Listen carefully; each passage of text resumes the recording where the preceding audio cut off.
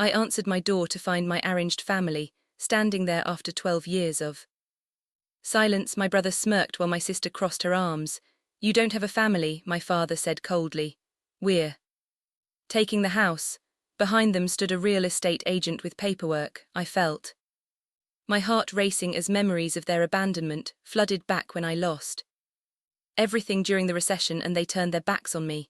Without a word, I reached for my phone and dialed 911, surprising them all.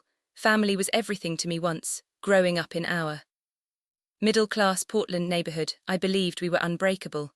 My father, William, ran a moderately successful construction company, and we lived comfortably in a colonial-style home with a wraparound porch where we'd gather for Sunday brunches. My mother had passed away when I was in college, breast cancer that took her far too quickly, but my father, brother Derek and sister Amanda remained close, or so I thought. By age 32 I had built what I considered a solid life. After graduating with my marketing degree, I worked my way up at Tech Forward, a growing software company. My corner office overlooked the Willamette River and my team respected me. I paid my mortgage on time, contributed to my 401k, and even managed to take vacations to places like Maui and the Grand Canyon. I was the first person in our family to earn a six-figure salary, something my father mentioned frequently at family gatherings, his voice swelling with pride. "That's our Janice," he would say. Clinking glasses, the smart one. Then 2010 happened, the recession hit our industry hard and rumors of layoffs circulated through Tech Forward's sleek hallways. Despite working 80-hour weeks and bringing in 2 major clients, my position was eliminated during the 3rd round of cuts. I still remember my boss Martha's face, genuinely pained as she delivered the news. "You've done nothing wrong," she said, sliding the separation package across her desk. "We're cutting the entire division." I wasn't worried initially. I had savings, decent references and marketable skills.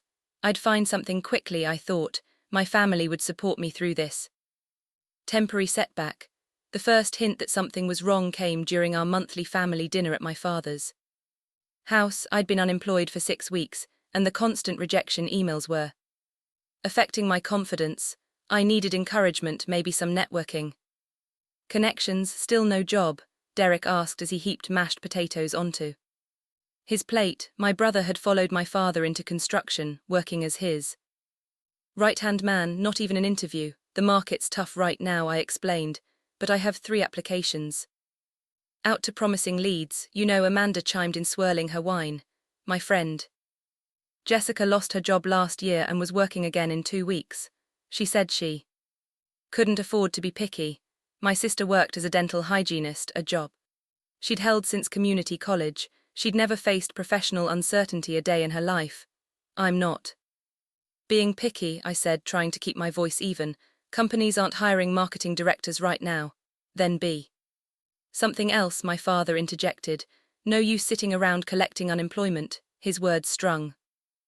Wasn't collecting unemployment. I was actively job searching every day. I was networking, updating my resume, taking additional certification courses. The conversation spiraled downward from there. "Maybe you weren't as good at your job as you thought," Derek suggested. With a shrug, "People who want to work find work," Amanda added. When I admitted I was concerned about making next month's mortgage payment, my father's response shattered me. "That's your problem, not ours," he said flatly, cutting his steak. "We all have bills." I left dinner early that night, driving home in tears, but the true betrayal was still to come. 2 days later, while scrolling through Facebook, I saw photos that knocked the wind from me. My family at my cousin Tyler's birthday celebration, an event I hadn't been invited to. There were dozens of pictures, my father carving the turkey, Derek and his wife playing charades, Amanda's kids opening gifts. They were laughing, celebrating, living their lives without me. Scrolling deeper, found more evidence: a family trip to the coast, a backyard barbecue, movie nights, each event a deliberate exclusion. When I called my father to confront him, his response was chillingly casual. "We didn't think you'd want to come considering your situation," he said. "Besides, Tyler's party was at that new restaurant downtown. Pretty Expensive place, so you thought I couldn't afford a dinner, I asked, incredulous. Well, can you just. Said you can't make your mortgage. The conversation deteriorated from there. My sister got on the line, telling me they were embarrassed by my unemployment. Derrick added that the family didn't want to waste resources on someone who couldn't get their act together. My father delivered the final blow. Call us. When you fixed your life, Janice, we're not carrying you. The line went dead, and so did my relationship with the people I had trusted most in the world. Just when I needed them, their emotional support, if nothing else, they had deemed me unworthy of even their time. I didn't know then that it would be 12 long years before I would see any of them again, or that when they finally returned, it wouldn't be with apologies, but with demands. The 6 months following my family's rejection were the darkest of my life. My savings evaporated rapidly between mortgage payments, utilities, and the bare minimum of groceries. I sold my furniture piece by piece, first the designer couch, then the bedroom set, finally even the kitchen table. I lived on ramen noodles and peanut butter, calculating each penny with increasing desperation. By month 4, I couldn't make the mortgage payment. By month 5, I was selling my clothes on consignment and had cannelled my phone service. By month 6, after the 3rd eviction notice, I packed what little remained of my possessions into my Honda Civic and vacated the house I'd worked so hard to buy. For 3 weeks I lived in my car, parking in different Walmart lots each night, using the store bathroom to wash up each morning. I applied for jobs from library computers, everything from marketing positions to retail work to dog walking. Nothing came through. My professional references were from a company that no longer existed after a merger. My employment gap grew longer. My appearance suffered from living rough. Each interview became more difficult to secure and easier to fail. The Pacific Northwest winter was setting in, bringing relentless rain that drummed against my car roof each night as I tried to sleep in the reclined driver's seat, wrapped in the only coat I hadn't sold. I was down to $73 and change when my prepaid cell phone rang with an unknown number. Is this Janice Marshall? An elderly woman's voice asked. Yes, I answered, my voice from disuse. This is Meline, a nurse at Sunset Care Home. I'm calling about your great-aunt Ruth Williams. She's asking for you. Great Aunt Ruth? I barely knew the woman.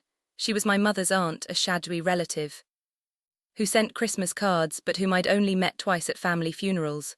She lived somewhere in eastern Oregon, I recalled. I'm afraid she doesn't have much time, Meline continued. She's been asking if you could visit. I looked at my gas gauge hovering just above empty, counted my remaining cash. I'll be there, I said. The journey to the small town of Millerville took nearly my last dollar. When I arrived at Sunset Care Home, the receptionist gave my unwashed appearance a skeptical look before directing me to room 217. Aunt Ruth was tiny in her hospital bed, her white hair fanned across the pillow, skin translucent with age and illness, but her eyes, bright blue like my mother's had been, lit up when I entered. Janice, she said, you look terrible. I laughed for the first time in months, a rusty sound. Nice to see you too. Aunt Ruth, sit, she patted the bed, and tell me everything, the truth, mind you. I'm too old for anything else. So I told her about losing my job, my home, my dignity, about my family's abandonment. As I spoke, tears fell freely, releasing months of pent-up grief and shame. When I finished, Aunt Ruth's face was a thundercloud. Disgraceful, she muttered. Your mother would be ashamed of them. Not of you, girl, of them. Over the next 3 weeks I visited daily. The nurses let me use the shower in an empty resident room. I slept in my car in the parking lot. During the days I sat with Aunt Ruth, listening to stories about my mother's childhood, about Ruth's life as a school teacher, about her late husband, Frank, who died 20 years earlier. I never had children, she told me one afternoon. That was my one regret. Frank wanted them, but it wasn't in the cards for us. She asked about my career, offering surprisingly insightful questions about digital marketing strategies. She had me read the news to her and discussed politics with unexpected vigor. Despite her failing body, her mind remained sharp. One evening, as I was preparing to leave She grabbed my wrist with surprising strength. William never visits, she said, referring to my father. None of them haven't in years. They're busy, I offered weakly, still making excuses for them. No, she shook her head, they're selfish, always were, your mother was the good one like you. I didn't know how to respond. I know what they did to you, she continued. Throwing you away when things got hard. That's not family. 2 days later, Aunt Ruth slipped into unconsciousness. I was holding her hand when she took her final breath the following morning. I wept not just for her passing, but for the unexpected kindness she'd shown me when I needed it most. 3 days after the small funeral service, which none of my immediate family attended despite my calls informing them, I sat in the office of Martin Greaves, Aunt Ruth's attorney.